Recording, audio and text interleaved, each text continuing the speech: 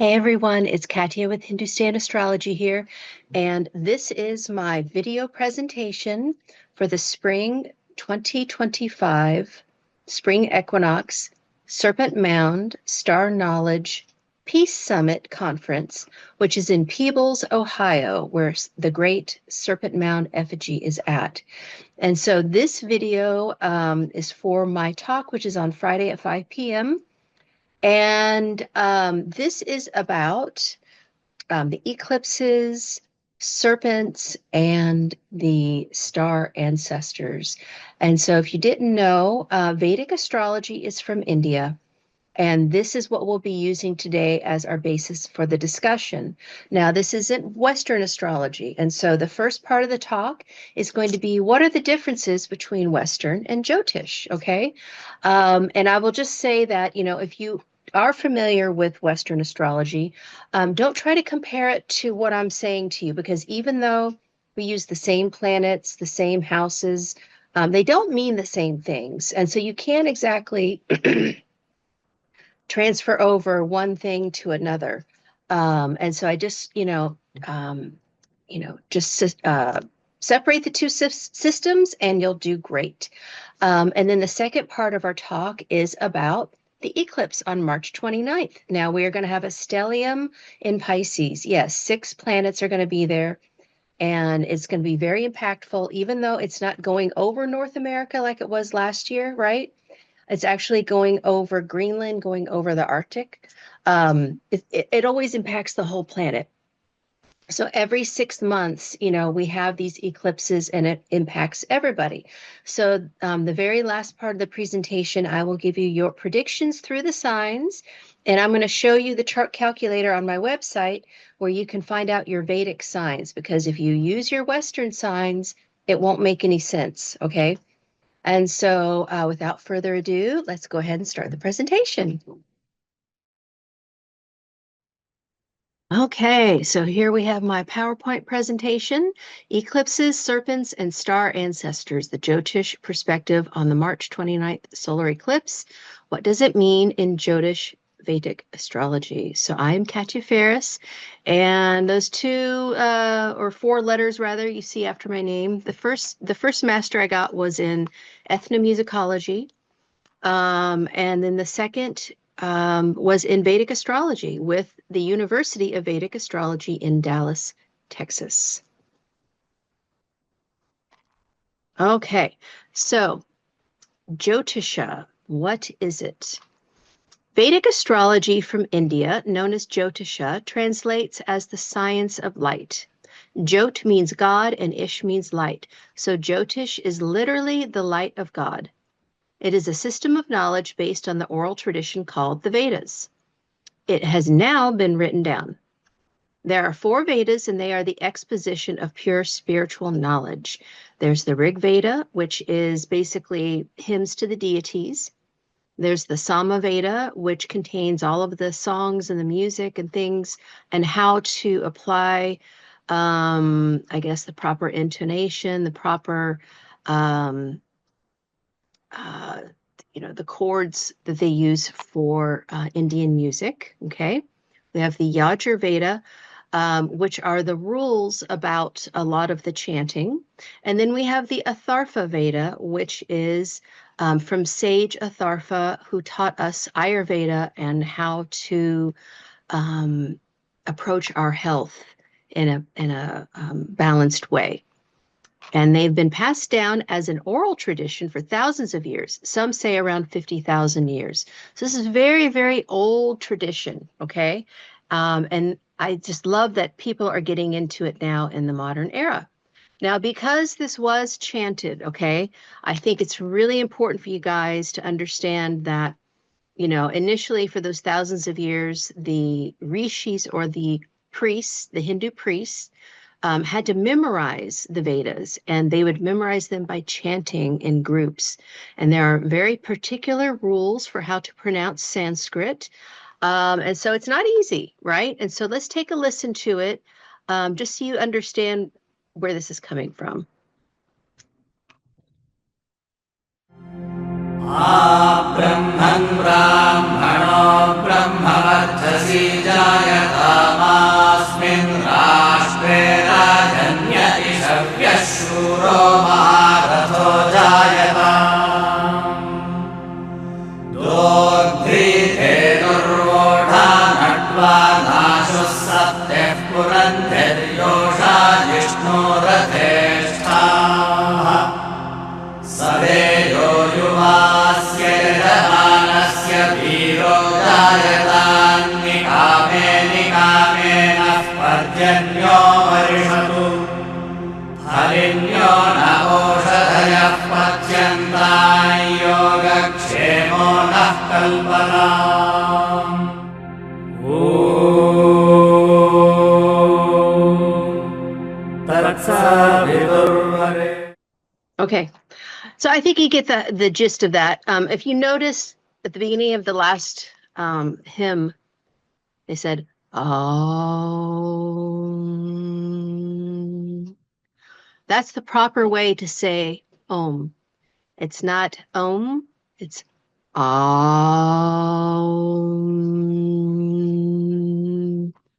So it's very particular the way that this is pronounced. If you're interested in Sanskrit pronunciation, my teacher, Dr. Katie Jane, is a Sanskrit scholar, and she can teach you.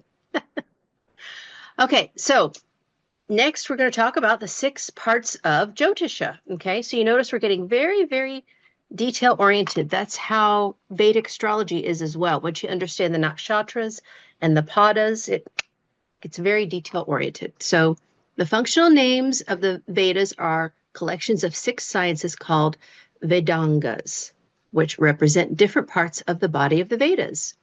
Siksha is the science of Sanskrit sound, represents the nose. Kalpa, the science of Vedic rituals, the head. Vyakarana, the science of Sanskrit grammar, the mouth.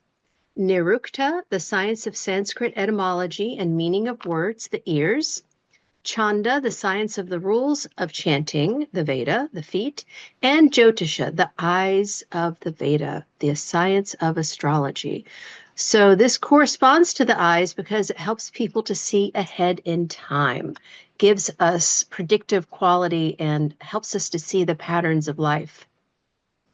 And then we go to the 6 branches of Jyotisha. So we have Gola, the positional astronomy. This is the movements of the celestial bodies. Ganita, the mathematical diagnostics of Gola. Jataka, or natal astrology, which is called Rashi, or birth chart analysis. Prashna, which is horary astrology, answers the questions the moment it is asked in the chart of the transits of the moment. Muhurta, which is electional astrology, selects the best time to do certain activities. And Nimitta deals with omens indicating upcoming events. So an omen is like, let's say I'm giving a reading to somebody and, oh, my phone rings or a bell rings or somebody drops something. There's like something that stops what you're doing and you pay attention and you go, oh, that's an omen. That means that what we're talking about is particularly important. We have to pay attention. And that is a valid part of Vedic astrology. Okay, so Neo-Vedic astrology, what is that? Well, I did Western astrology for 30 years, and my teacher as well. She switched from Western to Vedic and realized that it was better for her clients because she was able to get more detail analysis and make better and more accurate predictions. You know, and that's what it's all about. This is all about helping people. So why wouldn't you want to use the most accurate system, right? So Vedic only uses the visible planets, which are the outer planets. The outer planets, Uranus, Neptune, and Pluto, and the comets such as Chiron are not used in Vedic astrology. Neo-Vedic uses the outer planets. So that's because, coming from a Western background, we see that the outer planets do in fact work. And the reason why the ancients didn't use the outer planets was because they couldn't see them with the naked eye, okay? The nodes of the moon are used differently in Vedic. The north node is called Rahu and the south node is called Ketu. They are considered planets, but they are really shadow points and reveal to us hidden things. The Vargas. These are divisional harmonic charts in Vedic where each house is opened up, and there are 60. The most important divisional chart besides the D1 birth chart is the D9, the Navamsha, as this shows the spouse of the individual, but also who the person becomes in the second half of life. Isn't it interesting that the person we grow to be is what we attract in a mate? The remedial measures in Vedic astrology are called upayas. And Vedic prescribes different treatments for afflicted planets. Gemstones and mantras are prescribed, but there are also all sorts of various rituals you can do for any life problem. I personally like to use aromatherapy in conjunction with mantras, yantras, and gemstones. I have a book about it on Amazon called Uma's Upayas. Uma is Parvati, the wife of Lord Shiva. She represents marriage and motherhood and the life force of the planet. And so Uma is another name for her. And so Uma's upayas are like mother's remedies, like things that we do every day at home to alleviate symptoms, right? And that's on Amazon. And eclipses are shadow points that come to light. This is something that really is, a new concept to Vedic astrology in a way. And information is revealed to us that we previously did not know during those eclipses. So those are the parts of Jyotish that have been incorporated into Neo-Vedic that are, all of it's been incorporated. However, these are the parts that really stand out and make Jyotish different than Western astrology, okay? Now, we're going to get into all of the details about what are the specific differences between the two systems now. The first one we have is our philosophical foundation. Jyotish Vedic astrology is rooted in the ancient Indian spiritual texts known as the Vedas, while Western astrology has its basis in the Greco-Roman tradition. As a result, Jyotish astrology incorporates Hindu beliefs and philosophies, such as karma and reincarnation, into its astrological interpretations. And I will say that you do not need to be a Hindu to do Jyotisha. You just don't. You don't have to follow all the holidays. What you do need to do is learn some Sanskrit, but you can still be a Christian and do this. You can still be any religion, because this is a science, okay? People that are Hindus, they take it to another level and they incorporate all of the holidays and things like that. But that can be intimidating to people. And also, you can be a Hindu and still be a Christian. That's what people don't understand. Hinduism is, it's a philosophy as well as a religion. We'll just leave it there. So this is Savitur, one of the Adityas, which are aspects of the sun goddess Aditi, associated with the sun and the Gayatri mantra. So that Gayatri mantra that we heard earlier, this is, associated with him, and he rules Hasta Nakshatra, which we will talk about in a moment. So, zodiac systems. Before I get into this, I just want to say that, when you're thinking about astrology, think about it in two parts. What zodiac are they using, right? And what system of meaning are they using? Because there are Western astrologers that use the sidereal zodiac, and there are Vedic astrologers that use the tropical zodiac. So there is a zodiac, which is the way you view the night sky, and then there is a set of techniques. So Western is a set of techniques, Jyotish is a set of techniques, but you can use either zodiac with them. Now, traditionally, tropical is used with Western, and sidereal is used with Vedic, okay? So take a look at this picture while I'm reading. So, Jyotish astrology employs a different zodiac system than Western called the sidereal zodiac, which means real star placement, which is based on the actual positions of the constellations in the sky. In contrast, Western astrology uses the tropical zodiac, which is based on the position of the sun at the vernal equinox. So you see here, this is our equator, right? This is the ecliptic. This is how our night sky is actually, how we're actually viewing it, right? Because our planet is not upright. Our planet is tilted at an axis, right? And so the way we're viewing the night sky is from that axis. And if you know about the precession of the equinoxes, you know, the planet is going around like this. This is the ages, like the age of Pisces, the age of Aquarius. This is dependent upon that precession. So sidereal zodiac uses the precession of the equinoxes. Western astrology, if you're doing tropical zodiac, does not. So they take out that wobble and they make the planet upright, which aligns it with the sun. So basically, tropical zodiac is how the sun's light hits the planet. This determines the seasons. That is why Western is a sun sign-based system, because they're basing it on the seasons, right?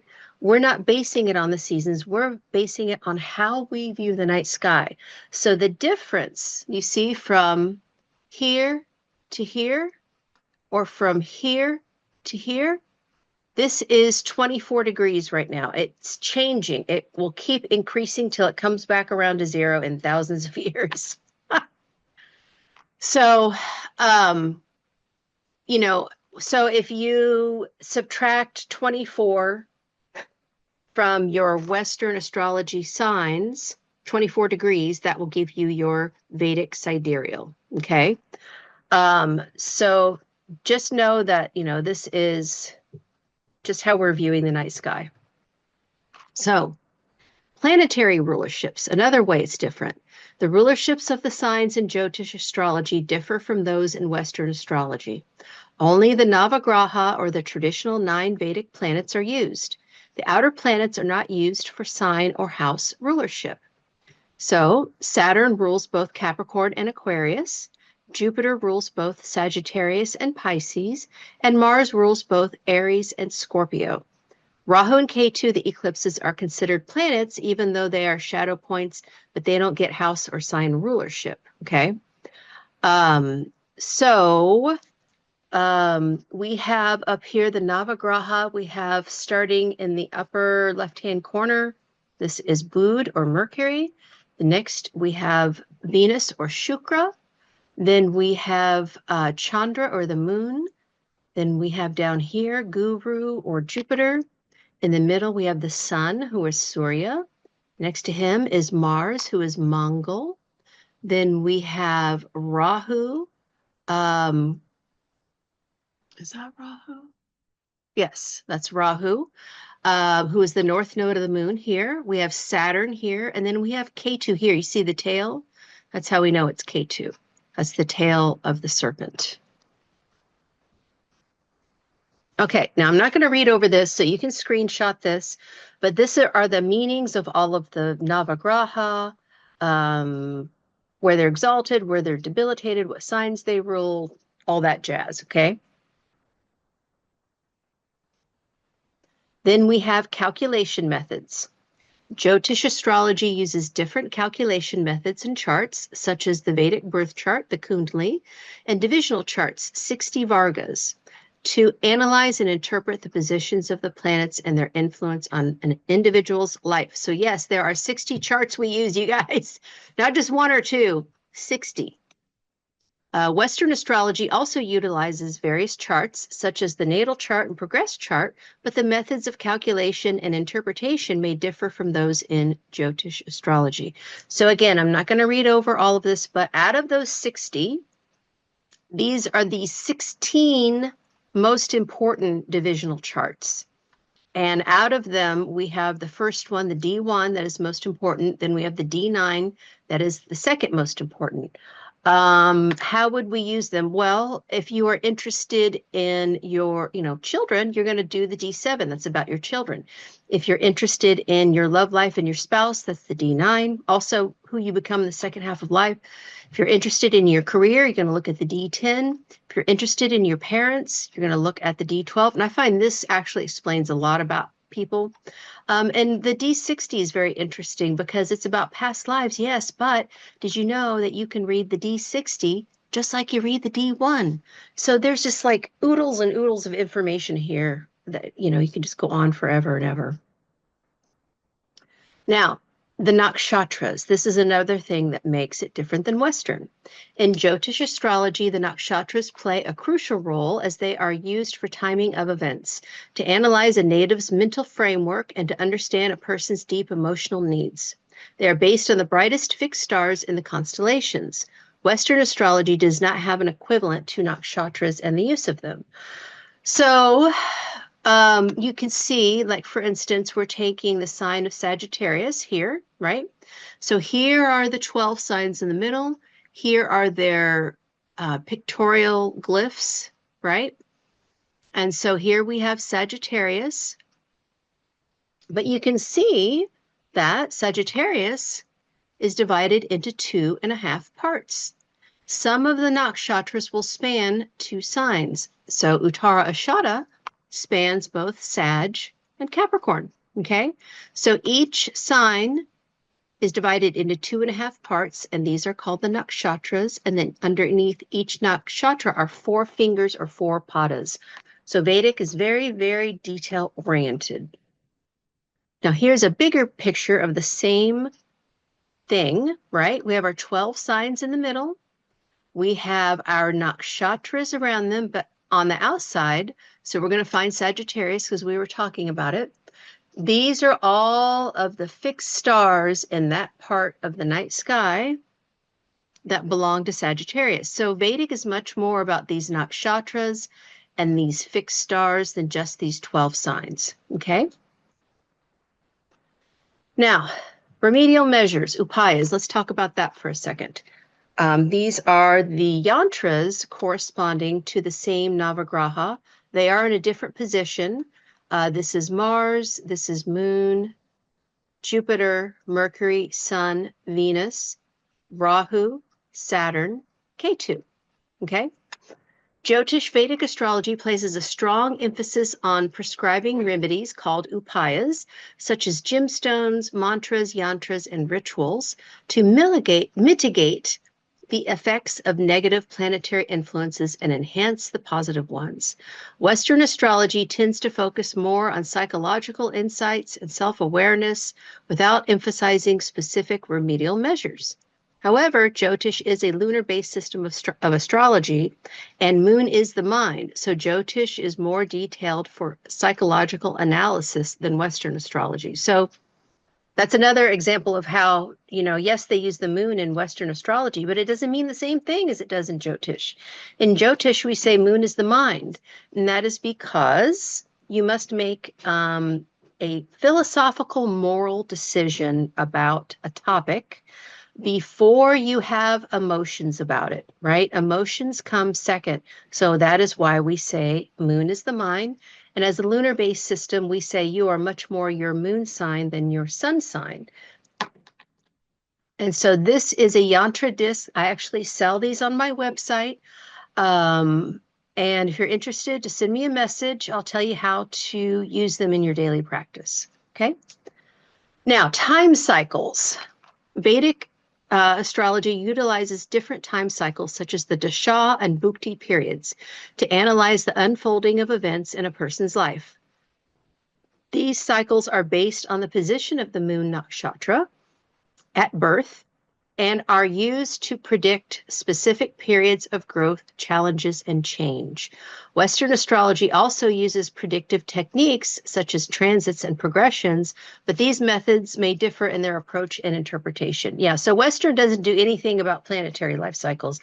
And to tell you the truth, you guys, this is the part that blew me away. This is where I was like, oh my God. The first person that read my chart was Kapil Raj, and when he read my life cycles, he read my life like a book. And I was like, how did you do that? And he said, well, if I'd used your Western chart, none of that stuff would have been there. And I said, okay, I want to learn. I'm sold. So this is an example over here. This is the Dasha cycles for the United States.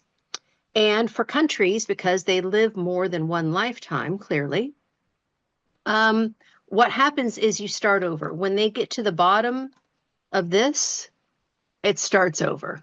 Okay. So right now, currently in the United States is in Rahu Mercury. So we've started over again, probably like the third time or something. Okay, interpretation of house systems. In Jyotish astrology, the Indian house system of house division, or the Bhava Chalit chart, is used, which calculates the cusps of the houses based on the unequal division of the zodiac. In contrast, Western astrology typically uses the Placidus or equal house systems to determine the distribution of planetary influence within each chart.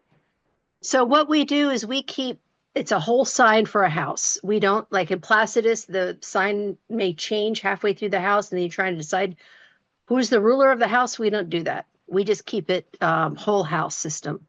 And these are the different, I'm not going to read these again. This is something you can screenshot, but this is how we interpret the houses. And one way that they are different is, for instance, in Western astrology, if you're looking at the family, you're going to look at the fourth house.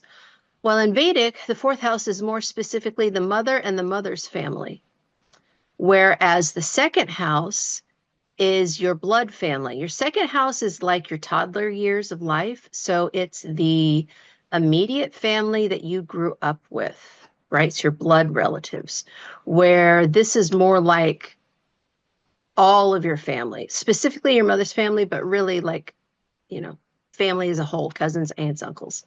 Aunts and uncles are sixth house. Siblings and cousins are third house. So, you know, we just have different meanings.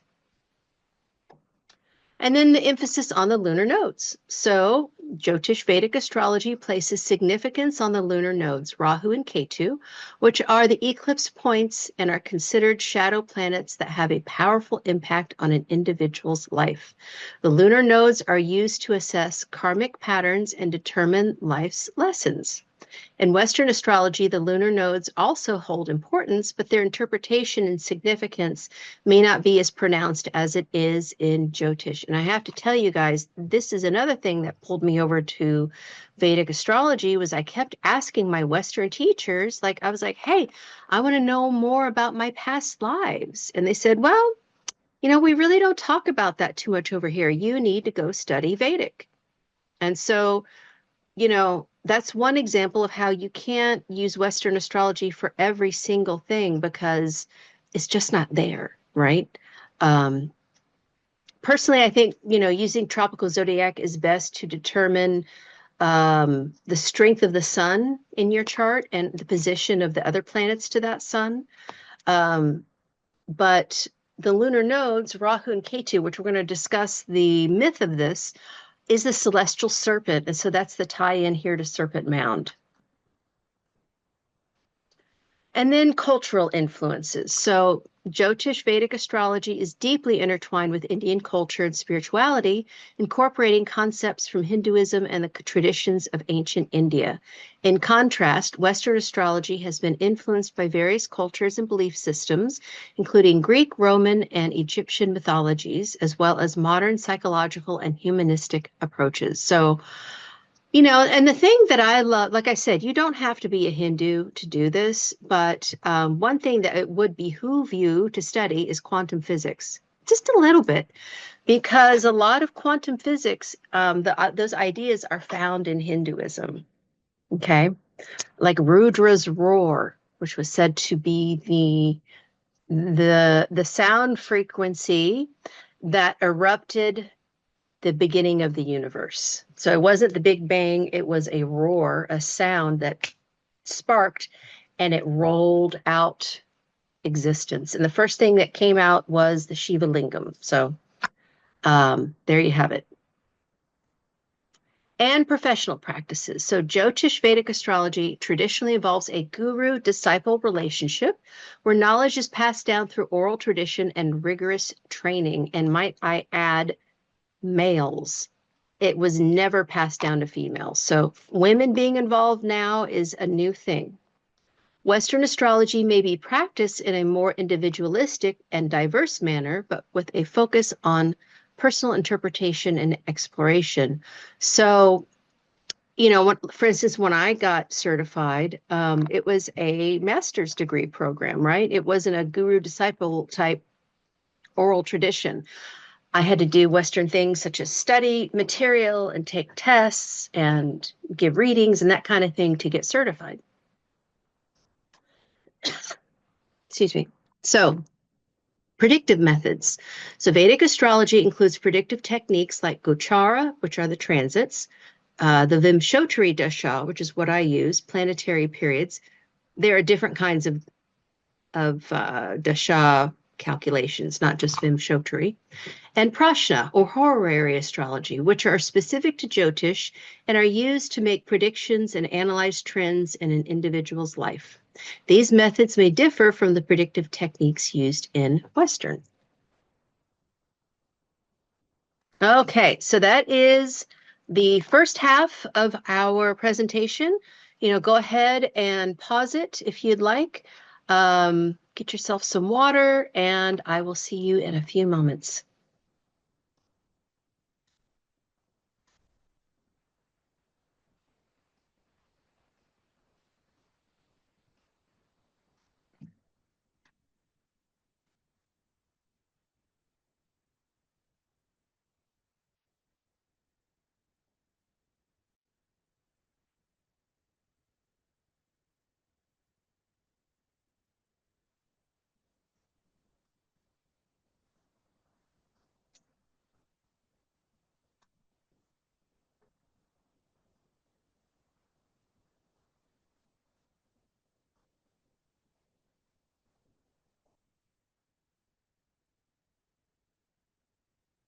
Okay, so we're back. So now we're going to do the second half.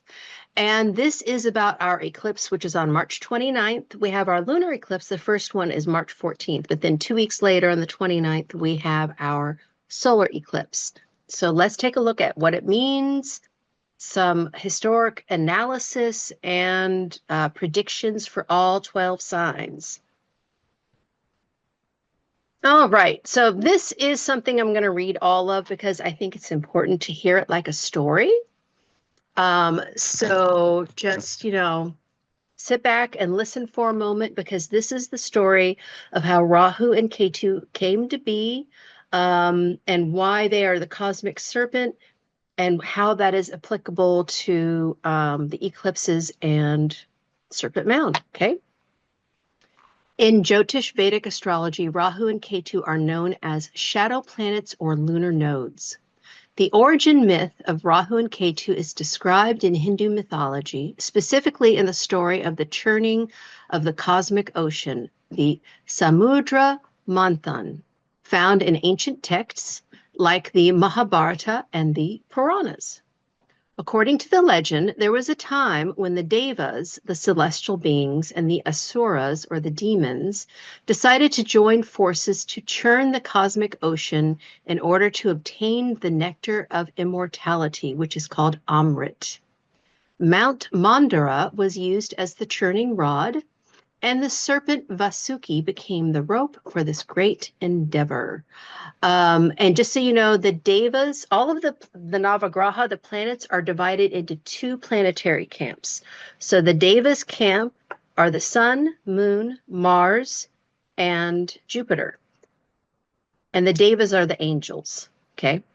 The Asuras are the demons, and these are Mercury, Venus, and Saturn. So Rahu and Ketu are not used, outer planets are not used, okay? And these 2 planetary camps, each one has their own guru. So of the Devas, Jupiter is guru, and of the Asuras, Venus is guru. All right. As the churning began, numerous things emerged from the ocean, including various celestial beings, divine weapons, gemstones, and divine beings like Kamadinu and Uchai Shravas, the divine cow and horse, respectively. One of the last things to emerge from the ocean was a divine pot of Amrit. And just so you know, Amrit is the DMT that's found in your pineal gland, and that's what's released right before death. Seeing the nectar, the Asuras became greedy and wanted to keep it all for themselves. However, Lord Vishnu, in the form of Mohini, a female enchantress, appeared and took control of the Amrit, ensuring a fair distribution to all of the Devas and preventing the Asuras from consuming it. Rahu, an Asura, was aware of this deception and desired to obtain the nectar to gain immortality. Rahu disguised himself as a deva and sat among them, hoping to drink the nectar. However, Lord Vishnu recognized his plan and severed Rahu's head with his Sudarshan chakra, which is a divine discus, just as he was about to drink the Amrit. Since Rahu had already consumed a tiny amount of the nectar, his head became immortal, while his body perished. From that point on, Rahu became an immortal celestial being, Graha, who was separated from the rest of his body. His severed head is known as Rahu, and his body became Ketu. In astrology, Rahu and Ketu are considered to be significant celestial entities that represent the ascending and descending lunar nodes, respectively. They are believed to have a profound influence on a person's life and are associated with various karmic influences and challenges. And so Rahu in a chart represents our fate and destiny in this life, right? He is the head without the body. He's an open mouth, and he consumes and he consumes and he doesn't know when to stop, right? So Rahu brings us into this life. He gets us obsessed with what we're here to do. But he can represent addictions in a chart, right? Something that's out of control. Ketu is the body of the serpent without the head, and it's the most spiritual graha, most spiritual planet. But Ketu, he can give and give without thinking because he doesn't have a head, so he can be like a spiritual martyr. But he can also, because he doesn't have a head, he can lose his head with rage, right? So Ketu's energy is likened to Mars, whereas Rahu's energy is likened to Saturn. Okay, so Rahu brings you into this life, Ketu takes you out. So that's why this is a lunar-based system, because these are the moon's nodes. Okay, Rahu and Ketu are not associated with any zodiac sign, but are considered as shadowy points where the paths of the sun and moon intersect. However, Rahu is said to have its exalted position in the sign of Taurus, Vrishabha, and its debilitated position in the sign of Scorpio, or Vrishika. On the other hand, Ketu is exalted in Scorpio, Vrishika, and debilitated in Taurus, Vrishabha. And this is because Rahu's the head, right? Taurus rules the head, and it's an earth sign. So Rahu in Taurus calms down a lot of that, obsessive quality that Rahu can have, grounds him, makes him work, right? Whereas Rahu doesn't do so great in Scorpio, because Scorpio is about, change, transformation, death. I call it sex, drugs, and rock and roll, right? So Rahu, obviously, who has addictive issues, is not going to do that great in Scorpio, okay?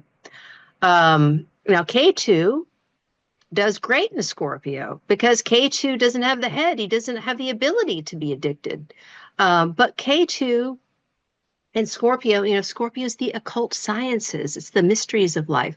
Here he can study and, get much further in his studies in these topics, being in the sign. Whereas Ketu in Taurus doesn't do that great because, again, Taurus is an earth sign. It's very traditional, right? Ketu is very revolutionary, Mars energy, right? Very, think of it as alternative modes of healing or alternative spirituality practices. So in Taurus, Ketu becomes kind of like a stick in the mud. He doesn't want to change. think of like the Catholic priest that doesn't want to change one thing, right? That's K2 in Taurus. So regarding their Mula Tricona signs, Rahu's Mula Tricona, so Mula Tricona means best, right? It means out of all of the signs, this is where he functions like, besides his exalted and debilitated, this is where he also does well. Rahu's Mula Tricona sign is Gemini or Mithuna, and K2's Mula Tricona sign is Sagittarius or Danu. Please note that Mula Tricona sign refers to the sign in which a planet's energy is strongest after its exalted sign. So Rahu in Gemini, why would he do well here? Well, Rahu is the head, right? Gemini is about information. It's about communication. So obviously he's going to do better. He's going to communicate better here. And K2 does well in Sagittarius because Sagittarius is about religion, spirituality, law, truth, right? Beliefs. And K2 is the most spiritual sign. So obviously he's going to do great here. All right. Now we are going to talk about the sign of Pisces now, and we're going to talk about the stars in Pisces. This is our tie into the star ancestors. And I'm going to say up front that from my knowledge, this is not one of the star systems that has seeded Earth. The ones that we know that have seeded Earth are Pleiades, Sirius, Arcturus, Orion, right? And Andromeda. Those are the big five that have seeded planet Earth. So our eclipse is in Pisces, and those stars are not present in Pegasus or Pisces constellations. And interestingly enough, the stars that are associated with Pisces are mostly in Pegasus. There's only one star that's associated with Pisces in the Pisces constellation, and this is Alphurg, which is at the very, very tip, like almost right into Aries. And so the stars we're going to talk about are Markab and Sheet. These are the two, because Markab is at about 29 degrees of Aquarius, okay? Aquarius ends right here. Pisces begins right here. Sheet is at about 4.5 degrees of Pisces, and our eclipse is at about 3.5 degrees. So we are right here, which is the beginning of Uttara Bhadrapada Nakshatra, and we're going to look at that next. All right, so this is a picture from Stellarium, and I highly, highly recommend that you start looking at Stellarium or your Google Sky Map. I actually like Google Sky Map better. They have more names of the fixed stars in their maps, and so if you're looking at the fixed stars, that's better. But this is nice because you get all of the art that goes with the constellations. Now, the constellations that are on the ecliptic are called constellations. If they're off the ecliptic, they're called asterisms, just so you know the difference. And the stars that are around the ecliptic are the ones that are used in the nakshatras. So Purva Bhadrapada is the first nakshatra of Pisces, and it is ruled by Markab and Sheet, and this is called the scorching star, and we're going to find out exactly why. So if you look here, we have Aquarius, we have Pisces, we have Aries. So we are moving up this way. This is the way the ecliptic was that day I took this picture. And that day the sun was in Aquarius, and Jupiter was in Aries. So this is about a year ago I did this. But you can see how Pegasus and Pisces are smashed up against each other, right? So this whole area of the sky between Aries and Aquarius, this is considered Pisces. But like I said, the brightest stars in Pisces, so this is Alrisha. These are the two fishes, okay? Alrisha is the cosmic knot. It is, has to do with bringing things together, bringing people together. But it's actually at about 4 degrees Aries because this is in a circle, right? So Aries is going to start about here. And so the other, the one that we actually use in Pisces, which is Alferg, is about right here. It's this one. So you can see the stars in Pisces aren't very bright, but the stars in Pegasus are. And so that's why we use the Pegasus constellation. And Uttara Bhadrapada is Algenib, which if we go back, you'll see Algenib is down here. So Markab Sheet Algenib. And this is another star that, I mean, it's definitely going to affect the eclipse. But we are technically in Purva Bhadrapada for this eclipse by degree. Okay, so this is another thing that I want you to take a screenshot of so you can memorize all of this stuff. I want to go straight to a couple things. Markov we saw was at 2920 Aquarius. It is a Mercury-Mars type star according to Ptolemy. It is in Pegasus, which is ambition, intuition, capriciousness, influence over ships, oceans, and weather changes. So travel in general is Pegasus, okay? This is what it means in a chart. And then the key associations of Markov. On the positive side, it is mental acuity, spiritual connection, ambition. On the negative side, it is recklessness, vanity, and poor judgment. The dangers are fire, weapons, and explosions, especially with Mars, Uranus, and Saturn conjunctions.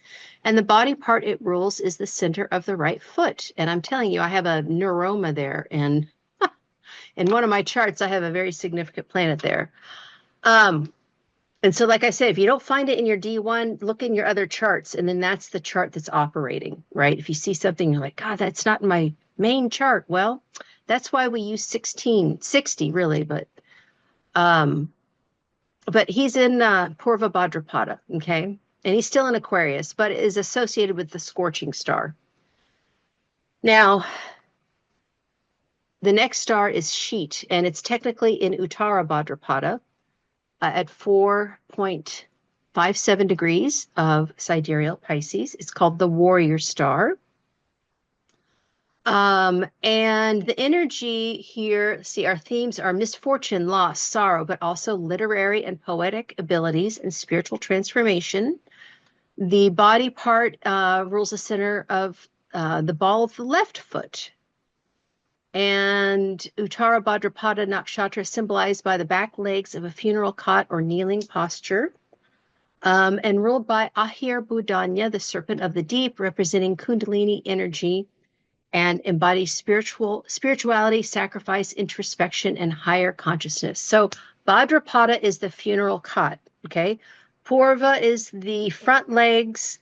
Uttara are the back legs, right? Purva, front, Uttara, back. And because it has to do with the funeral cot in general, Purva Ashada, the scorching star, it's a lot more intense. And it is ruled by hold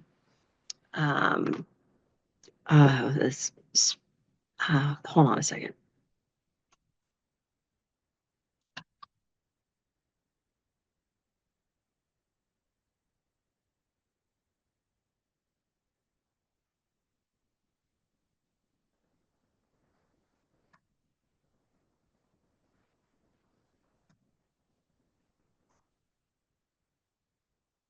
So Purva Bhadrapada is Ajikapada, which is the one-horned goat. He is like a unicorn, but he can represent rebelliousness, right? Kind of where we get the devil's symbology from is Purva Bhadrapada. And as the scorching star, he can really cause a lot of accidents. And that's where our eclipse is. So be very careful. The symbol is a man with two faces, one facing the future, one facing the past. It's great for visionaries, okay, psychics, mediums, that kind of thing. But on the negative side, Purva Bhadrapada can be a little two-faced. Uttara Bhadrapada is the more mature expression of this energy. And as the warrior star, what I have found, because of the literary and poetic ability, these are like a street rapper, right? Somebody who is telling the story of the people, who has been through a lot. And that's the thing about Pisces, you guys. It is very transformational. Because these stars are at the beginning of Pisces, for Pisces, they go through a lot of tragedy. But that tragedy is what brings them the spirituality that Pisces is known for, okay? Whereas Aquarius is more associated with being a visionary, being a psychic, right? Being a medium. Pisces is more about being a therapist because of the tragedy, okay?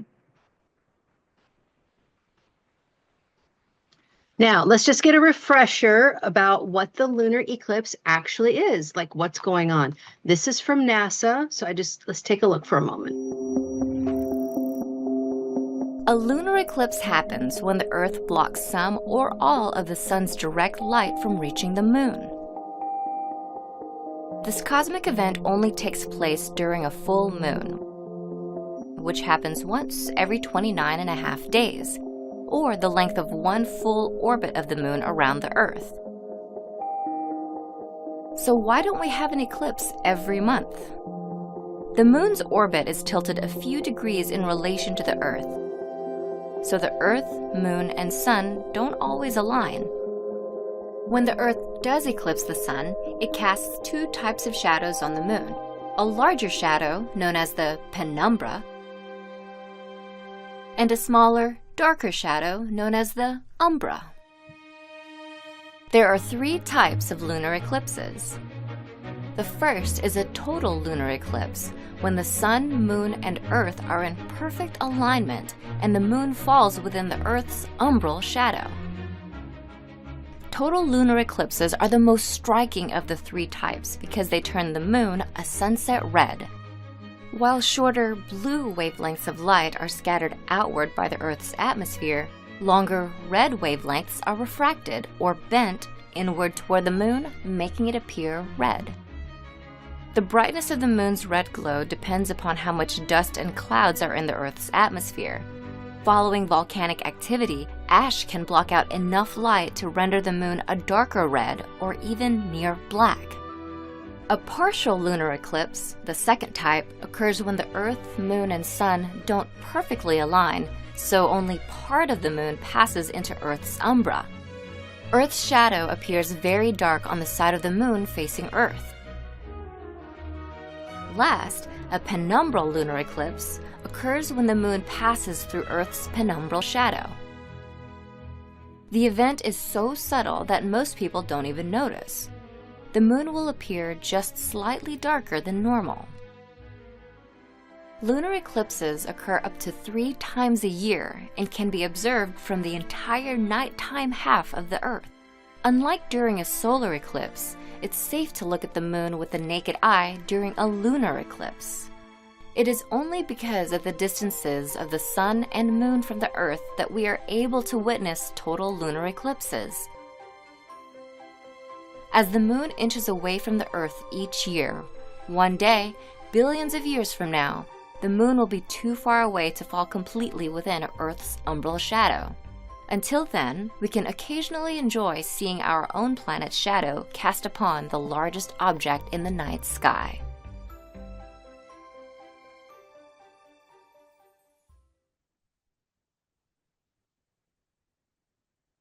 Okay, so for our lunar eclipse that is March 14th, we are having a total lunar eclipse. So this is what a solar eclipse is.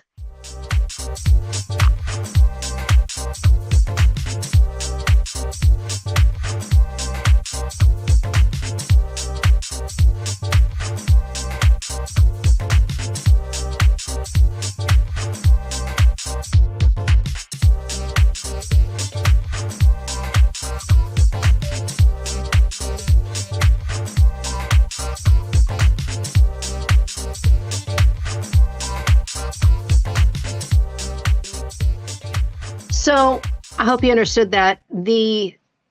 So the solar eclipse is when the Earth gets between the moon and the sun.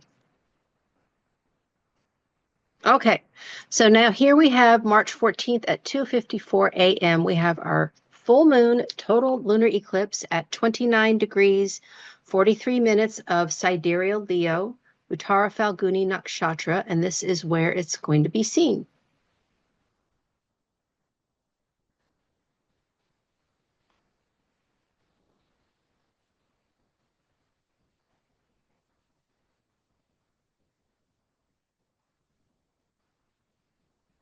I think for sure we can expect some more volcanic eruptions, some more earthquakes here. That's been going on a lot. I don't know if you've been following that, but South America is going to be severely impacted. Now we are going to be able to see it because as you can see, we are in the shadow, right? And so in general, well, no, not in general, but absolutely 100%.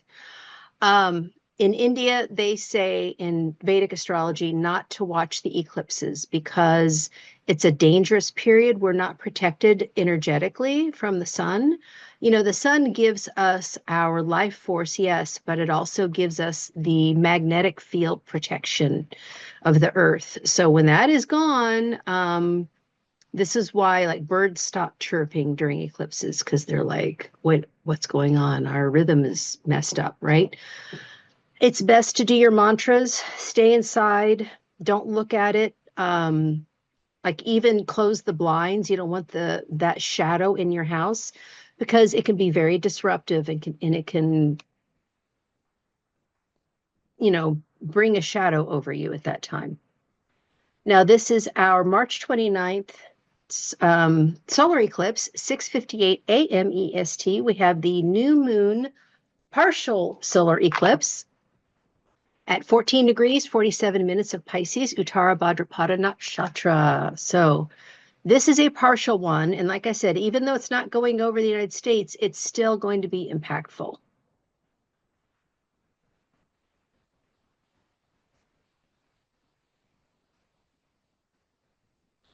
So you see how we're still in that shadow, even though it's going from like basically Greenland up over the Arctic. Let's watch it again. So it starts here and then goes up. Isn't that interesting? So, you know, and eclipses are times when things come out of the shadows we did not see before. I think for sure it's going to, with this many planets in Pisces, there's going to be like a revolution. That's what I'm seeing.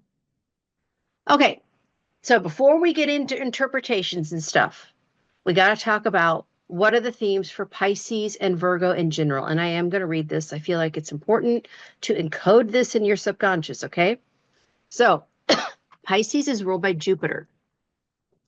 Expansion of spiritual and mystical phenomena, increase in illusions and deception in the world, heightened interest in religious and philosophical matters, amplification of faith-based beliefs and practices, rise in humanitarian and charitable activities, growth and popularity of gurus, spiritual teachers, and religious organizations, greater emphasis on seeking higher knowledge and wisdom, enhanced focus on compassion, empathy, and universal love, more prominent role of international relations and diplomacy, and possible disruptions in the financial sector, especially related to debt and loans. Well, hello, what have we been seeing? Now, this is the last set of eclipses that are taking place in these signs. The nodes switched to Pisces and Virgo in November. Was it November? October or November of 2023. So they always stay in a sign for 18 and a half months, okay? So this stuff has already been going on. This is the last set of eclipses, all right? Now, K2 is in Virgo, ruled by Mercury currently, which has led to intensified analytical and critical thinking, increase in scientific and technological advancements, greater emphasis on data analysis and problem solving, heightened interest in education, learning, and research, rise in intellectual pursuits and academic activities, surged communication and information sharing, potential for disruptions in communication networks or systems, shift towards unconventional and nonconformist thinking, increased focus on health and wellness, particularly alternative medicine, possibility of unexpected events or accidents related to transportation.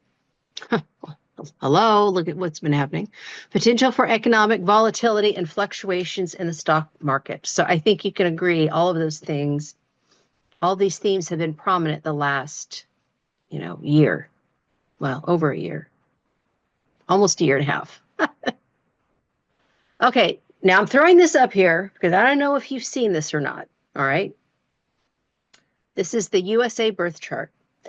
1776, July 4th at 6:30 p.m. in Philadelphia.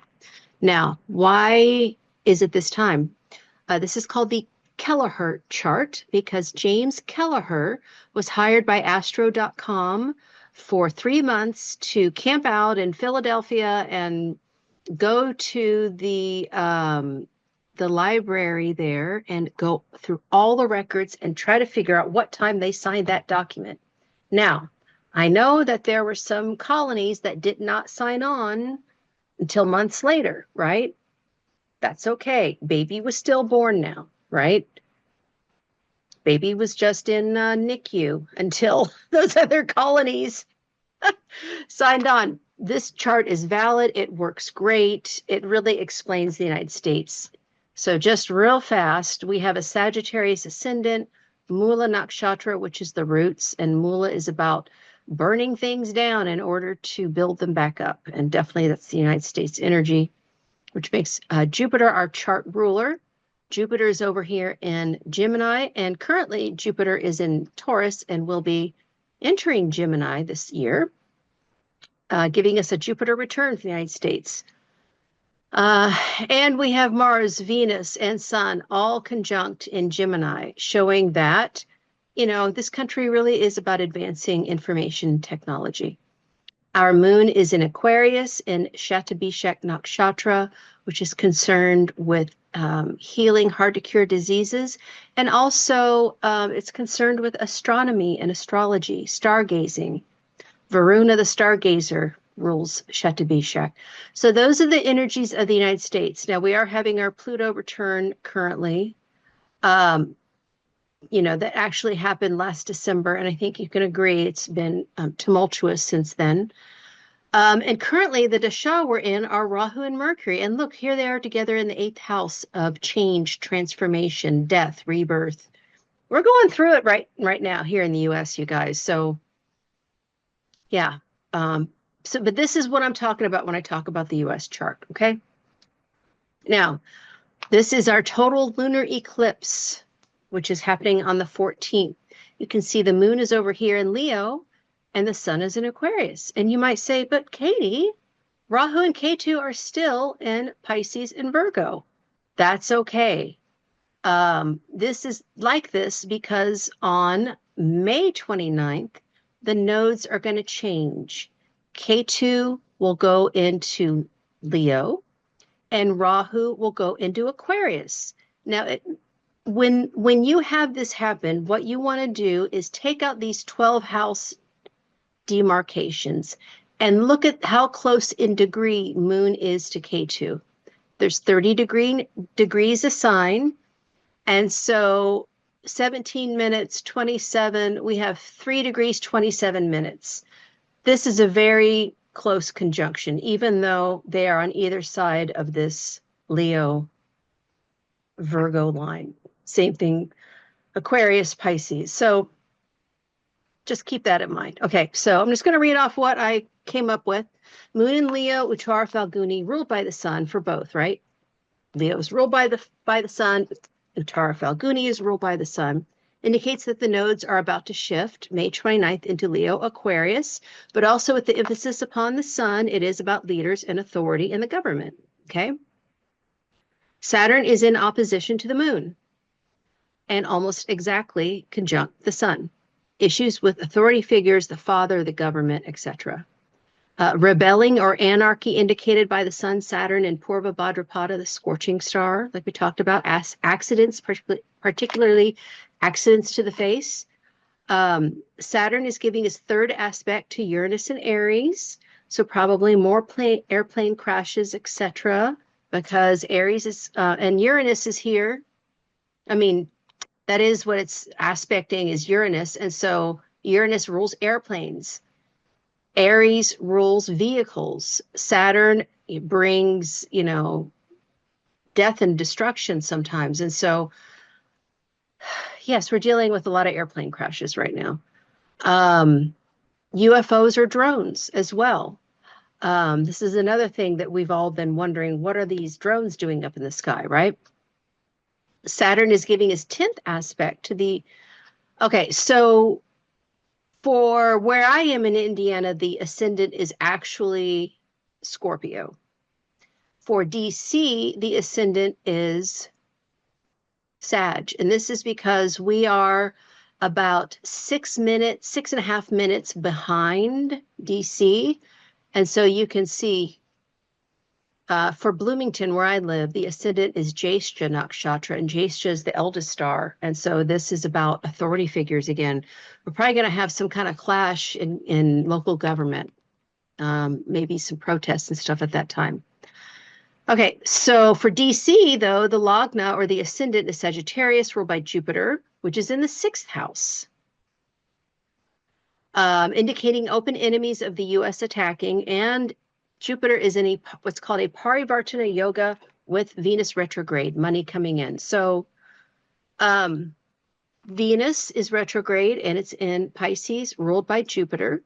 Jupiter is in Taurus, ruled by Venus. So this is called a Parivartana Yoga, exchange of signs, very strong, meaning that the 6th house and the 4th house are tied together, not only in the chart of the full moon that day, but also in the U.S. chart. So, I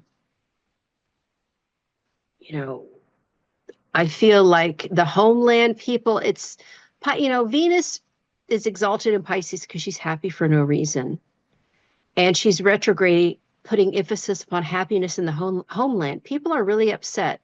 So a lot of the attacks in the homeland are going to be coming from outside enemies, but also from people, especially in universities, people in law that are going after what the new administration is doing. And there's just the general unrest with the populace. And that's how you can see that playing out.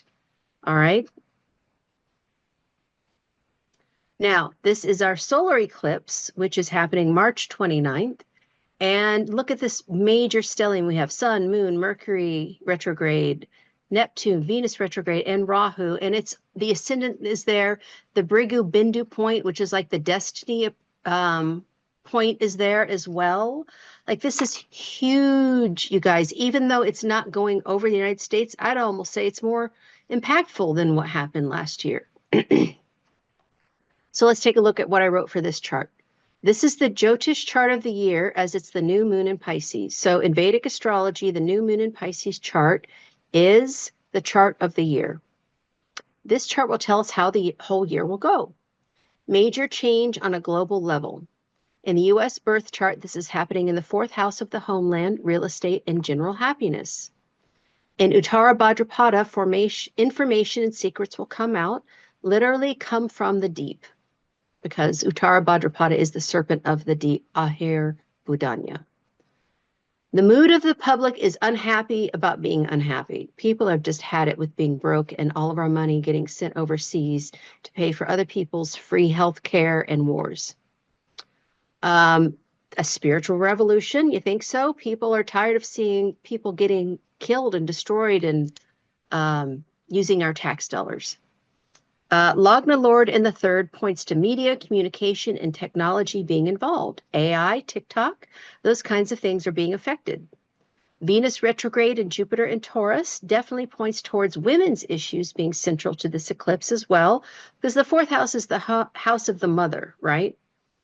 And we might even hear something more about Roe versus Wade being overturned at this time. I don't know.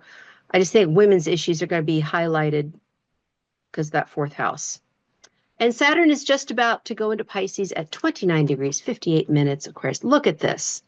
He is 2 degrees away, y'all, from going into Pisces. This is huge. huge.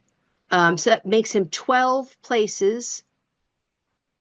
I'm sorry, this is 12 places from Saturn, and Saturn is right behind the eclipse. So that afternoon, we're going to really feel it. Yeah. On a personal level, having Mercury retrograde in his sign of debilitation. So Mercury is debilitated in Pisces and Venus is exalted in Pisces, making a Nichabanga Raja Yoga, meaning Venus is canceling Mercury's debilitation. Not 100%, but it's mitigating it, right? And Neptune is exactly between them, and what it can pull, mean on a personal level. Secrets come out of the closet concerning romance and partnerships, an epiphany concerning relationships, dreams coming true or dreams crashing hard, psychic abilities enhanced at this time. This chart, there's so much to unpack, but having this in Pisces makes it pretty simple. K2's in Virgo in the 7th house for DC. We're going to be losing our allies, you guys. Personally, I know I'm not supposed to give my opinion, but I think that we're going to be losing a lot of friends because of the decisions that the administration is making. And I won't go into it anymore. I don't want to get political, but from what I see, we're going to be losing a lot of friends after March 29th. Okay, so Rahu and Pisces nakshatras. Again, screenshot this. We've already been through these. I'm just going to read the last one because this is where it is for our eclipse. All right. Rahu and Purva Bhadrapada. Purva Bhadrapada is ruled by Jupiter, and its symbol is the front legs of a funeral cot. Rahu and Purva Bhadrapada can amplify the desire for spiritual advancement and wisdom. It may bring a strong inclination towards humanitarian causes and a desire for social justice. This placement can also stimulate a zealous pursuit of knowledge and philosophical understanding. However, it's important to be aware of becoming overly dogmatic or imposing beliefs on others, and also of being reckless or impulsive, because this is associated with accidents. All right. And he's going to be in Purva Bhadrapada until May 29th.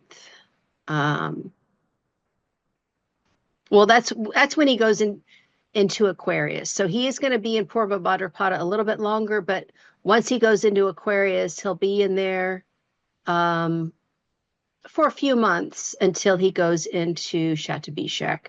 And that's where I think a lot of healing is going to happen because it's conjunct the United States moon. But I digress. I don't want to get too far ahead. These are K2 in Virgo's nakshatras. Again, screenshot. You can read all that stuff. K2 in Uttara Falguni. Uttara Falguni is ruled by the sun, and its symbol is a bed or a hammock. K2 in Uttara Falguni can stimulate a strong desire for independence and freedom. This placement may bring a heightened sense of self-awareness and individuality. K2 in Uttara Falguni can also inspire a focus on social and humanitarian causes, leading to a desire for community involvement.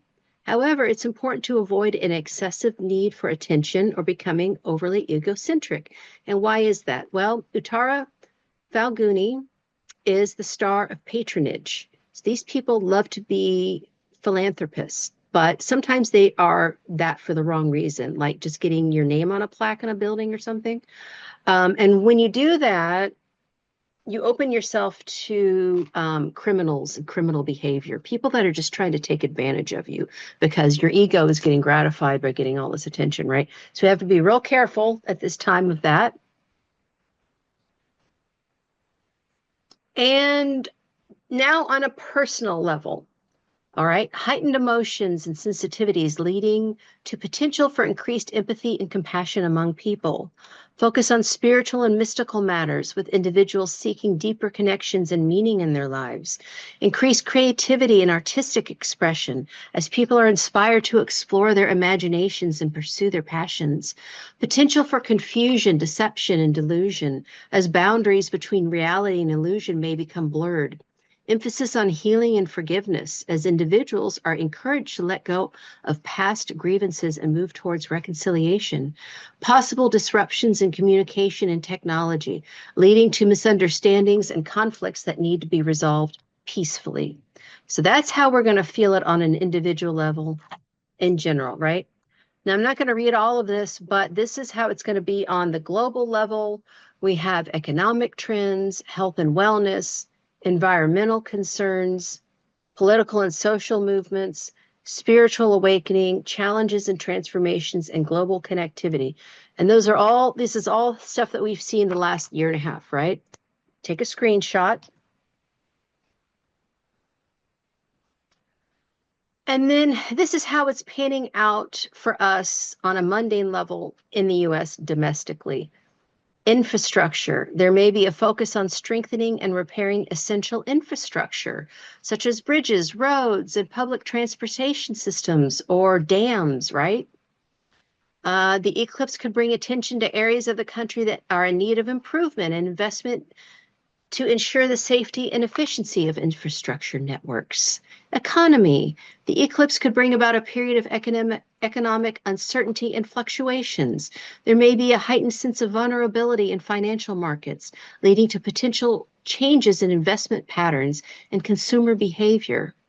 Businesses may need to adapt to changing conditions and adopt more flexible strategies to navigate through uncertain times. Immigration. The eclipse could bring about changes in immigration policies and practices. There may be shifts in attitudes towards immigrants and refugees, with a greater emphasis on compassion and inclusivity. The eclipse could also bring attention to the challenges faced by immigrant communities and the need for comprehensive reform to address their needs and ensure their integration into society. Well, what have we seen, right? Since January 20th. Yeah. Important areas for the U.S. internationally. Heightened emotions and sensitivities, diplomatic challenges, increased focus on humanitarian issues, shifts in alliance, call for healing and unity. Again, screenshot this because you'll want to return to this after the eclipse and go, oh my gosh. But honestly, we've seen this for the past year and a half, so really it's not a surprise. Now, I did go back in time because every 18 and a half years, the eclipses return to the same signs. So if you want to see how this one will pan out, you go back to the last one and the last one and the last one. I went back to all the way to 1839, and that was the only time that I found a stellium in Pisces like we have now. So I'm, again, screenshot it. I'm not going to read everything except for just looking at a couple things. We had the avian bird flu, 2006. Now look what's happening. Transformation and mysticism. Pope Benedict visits Turkey, which is an official, well, it's an Islamic country, but, and he's sick right now. He's got pneumonia. Healthcare reform bills in India. Premieres of notable movies and albums. And this is one thing I want you to notice. When there are great tragedies around the world, this is what inspires great art.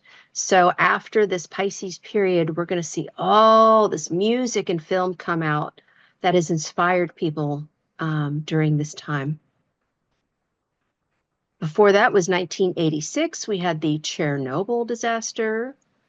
First International Symmetry Festival. Dalai Lama receives Nobel Peace Prize. Creation of the Global Polio Eradication Initiative. Boy, that's very K2 and Virgo. Ethiopian famine relief efforts. Well, yeah, that's aligns with what's going on in the Middle East. 68. Before that, Civil Rights Movement. I mean, hello. Apollo 11 moon landing. Well, they are preparing for the Artemis mission to Mars, which is, I believe, 2030. And then the mission to Mars is 2040, I think. Hong Kong flu pandemic. Yep. Well, they say that, the bird flu and COVID has not gone away. And the first Earth Day was actually during that time as well. Very Virgo. For that, 1949, we had post-World War II recovery and rebuilding. Marshall Plan, Cold War and geopolitical tensions, Berlin blockade and airlift. Formation of the People's Republic of China and communist expansion, 1949. First electronic computers, 1949. Beat generation and abstract expressionism. Again, the art coming out that is breaking through barriers. Remember, Purva Bhadrapada is all about breaking through barriers, okay? Breaking patterns. 1930, the Great Depression. Hello. Rise of totalitarian regimes. Hitler. 1933. Development of television and sound on film technology and the modernist literature and art movements. Again, breaking abstract, imaginative, boundary breaking. For that, 1912, we had the Titanic. Ships, airplanes, that kind of thing that's going to be affected. The formation of the Republic of China was 1912. The Balkan Wars, Indian independence movement that Gandhi had started in 1893. And then technological advancements, first traffic light, stainless steel, analytical and scientific inclinations, K2 and Virgo, okay? 1893, we have the Panic of 1893, which is another like Great Depression type thing. The women's suffrage movement, hello. Foundation of Red Cross, the sympathy, right? The empathy, the therapy, that's all Pisces. Mahatma Gandhi started then. Arts and literature, Oscar Wilde, Rudyard Kipling, and Leonard Tolstoy were during this period. 1875, we have the Great Sioux War. This is right at the beginning of the Civil War, you guys, okay? Formation of the National Agricultural Society, exploration of the Amazon River, rise of spiritualism. And I'm just going to read this one because, it's fascinating. Spiritualism gained popularity during this period with a growing interest in communication with the spirit world. The themes of Pisces, such as intuition, mysticism, and spiritual exploration, were highlighted through the rise of seances, mediumship, and the study of paranormal phenomena. And then again, more abstract art, impressionism, symbolism, visionary qualities, attention to detail, all of that. 1856, we have another financial crisis. We have the Indian Rebellion, which is what started, the independent movement of India. Madame Bovary, the renowned novel Madame Bovary by Gustave Flaubert, was established in 1856, representing immersive storytelling, very Uttara Bhadrapada, and the exploration of human emotions and desires. This work reflects the Piscean themes of imaginative and emotional depth, as well as analytical scrutiny portrayed by the meticulous Virgo. The Suez Canal construction begins, and Charles Darwin's On the Origin of Species comes out. Now, this is the one that I thought, this is going to be more like us. Because look at the stellium in 1839. And 1839 was before the Civil War. So, slavery was still a thing in the United States. Yep. So, in this chart, Jupiter is in Mercury, retrograde. And Mercury, so Jupiter is in Virgo, ruled by Mercury. Mercury is in Pisces, ruled by Jupiter. So Mercury and Jupiter are doing a Parivartana yoga for this. And, I used my home at that time. But if you add on 6 minutes, this puts the ascendant into Taurus for DC, putting all of this into the 11th house. So let's pick this apart a little bit. I did more research on this one because I thought this is going to tell us some things. So spiritual and mystical exploration, transcendentalist movement, Waldo Ralph Waldo Emerson and Henry David Thoreau gained momentum in the 1830s. This movement emphasized intuition, spiritual connection with nature, and the rejection of materialism, aligning with Rahu's mystical and idealistic energy in Pisces. We have social reform and idealism, scientific and intellectual advancements. I mean, things were just going off the charts. The Morse code was developed, more astronomy and mathematics. Things were just taking off, right? The abolitionist movement in the US and Europe gained traction. This is when I think things really were starting to break through. And I think that's where we're going to be now. Political upheavals, confusion, illusion, and struggle to reconcile with idealism with reality. This period is marked by political instability and ideological conflicts. The Opium Wars. Again, I want you to screenshot this so you can take a look at it after the eclipse, because I think you'll be surprised at some of the things that are coming through. And so now we're going to talk about on an individual level how this is going to impact you. And I know most of you do not know your Vedic sidereal signs. So I've created a chart calculator on my website, and you can get your D1 chart and your D9 chart.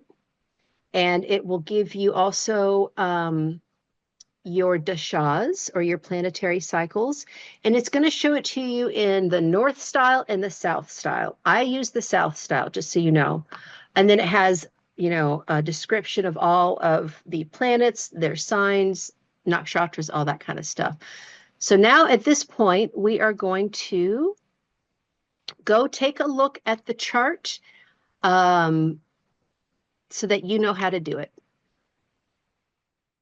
Hey, okay, so now I'm going to show you how to use the chart calculator on my website. Let's do a little screen share here. All right. So go to my website, hindustanastrology.com, and you're going to go to the top and you're going to click on Chart Calculator. It might take a second for it to load, but once it does, you will be given this screen. So we're going to do today's chart. Today is February 23rd. We're just going to call this Prashna. I make all my charts that aren't people female. So today's February 23rd, and it's 2025. The time currently is 3:31. Oh, it's 32 now. 3:32. I live in Indiana, and I live in Hindustan. And we're going. And so first, what you have to do is have to hit validate. This is going to validate where you're at. And we have a green check mark, so we are good to go. And now we hit submit. Now, after you hit the submit, don't keep clicking it. It's going to take a second to load, and then it loads. And then you're going to be given all of your birth information here. Again, check it to make sure that, you didn't get something wrong. That happens sometimes. And this is the North Indian style chart. D1, D9. This is the South Indian. This is what I use. So this is the birth chart of the moment. This is the Navamsha chart. Now, in this one, we don't have the nakshatras in here, but if you scroll down, here are all your nakshatras. So the sun is currently in Shatabishak, moon's in Purva, Ashada, Jupiter's in Rohini, yada, yada, right? And then these are your planetary life systems, life cycles, rather. So according to this chart, if a baby were born at this time right now, this would be their chart. And because the moon is in Purva Ashada, down here, if you can see it's in Sag, Venus is the first planetary cycle. All right. So again, just go to HindustanAstrology.com, click on the chart calculator, and to read my reports, you want to pay attention to the first sign you're going to read is your ascendant. So the ascendant is Cancer for right now. The second thing you're going to read it from is the moon sign, which is Sagittarius. So whatever baby is born right now, this is them, right? They are moon and Sag, Cancer rising. That it's born here in town.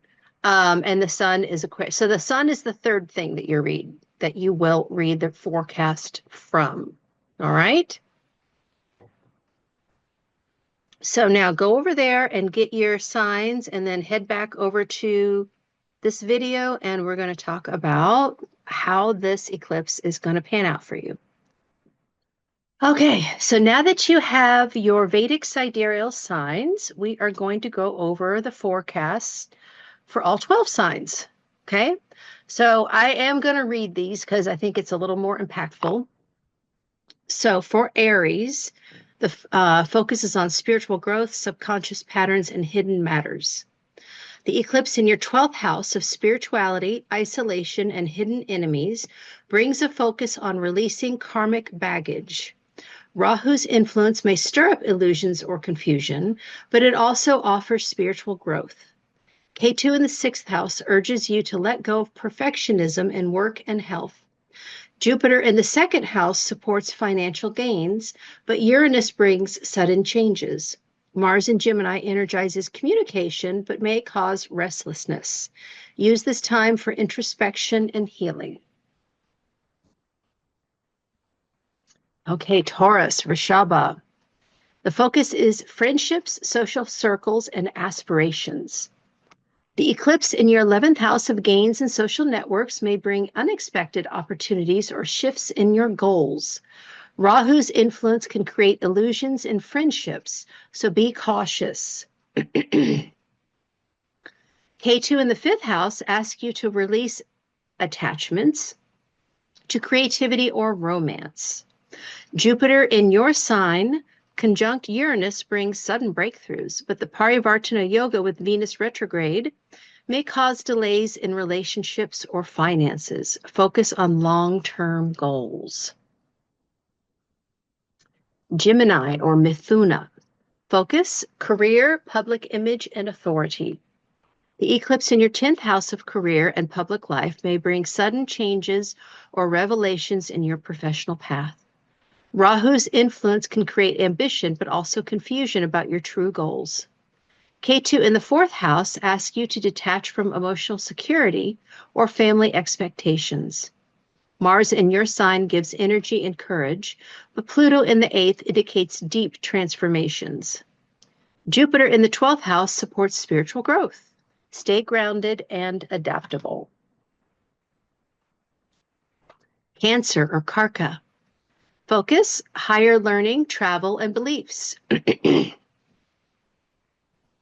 The eclipse in your 9th house of spirituality, travel, and higher knowledge may bring shifts in your beliefs or opportunities for growth.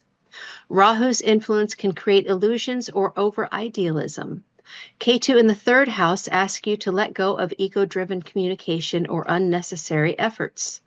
Jupiter in the 11th house supports gains through networking, but Uranus brings unpredictability. Mars in the 12th house may cause hidden conflicts. Focus on expanding your horizons. And I would also say Cancer because, Jupiter is in the 11th, Venus is in the 9th, Parivartana Yoga. You could be getting a big lump sum of money all at once, selling something or something like that. Okay, so pay attention. Leo, Simha. Focus, transformation, shared resources, and intimacy. The eclipse in your 8th house of transformation and shared resources may bring intense emotional or financial changes. Rahu's influence can create obsession or fear, but it also offers deep healing. Ketu in the 2nd house asks you to detach from material possessions or self-worth tied to wealth. Jupiter in the 10th house supports career growth, but Uranus brings sudden shifts. Mars in the 11th house energizes your goals, Embrace change and release control. Virgo or Kanya. Focus, relationships, partnerships, and balance. The eclipse in your 7th house of partnerships may bring significant changes in relationships or business collaborations. Rahu's influence can create illusions or unrealistic expectations. Ketu in your sign asks you to release self-criticism and focus on self-care. Jupiter in the 9th supports spiritual growth, but Uranus brings unpredictability. Mars in the 10th house energizes your career, but may cause conflicts. Focus on balance and mutual respect. Libra or Tula. Focus, health, work, and service. The eclipse in your 6th house of health, work, and service may bring changes in your daily routine or work environment. Rahu's influence can create stress or confusion, but it also offers opportunities for healing. Ketu in the 12th house asks you to release spiritual or emotional baggage. Jupiter in the 8th house supports transformation, but Uranus brings sudden insights. And, Jupiter is law, and the 8th house can be death. So if you're in a lawsuit, Libra, right now, be careful. Mars in the 9th house energizes your beliefs. Focus on self-care and organization. So you, Libra, have something special because Jupiter is in your 8th house and Venus is in your 6th house. And this means the ruler of the 6th goes to the 8th. This is a Viparit Raja Yoga, means that you gain from adversity at this time. People may be throwing, rocks at you, but you actually benefit from that. Okay.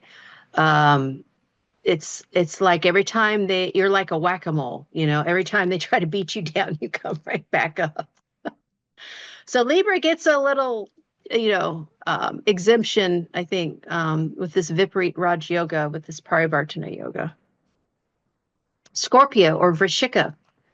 Focus, creativity, romance, and self-expression. The eclipse in your 5th house of creativity, romance, and children may bring changes in these areas.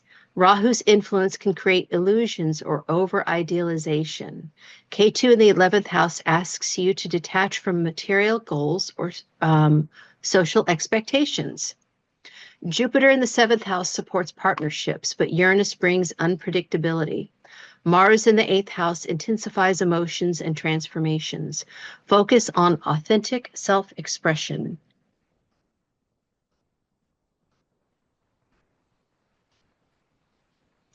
Sagittarius, Danu. Focus, home, family, and emotional security.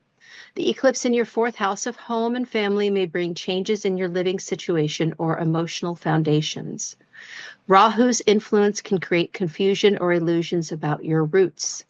Ketu in the 10th house asks you to detach from career pressures or public image.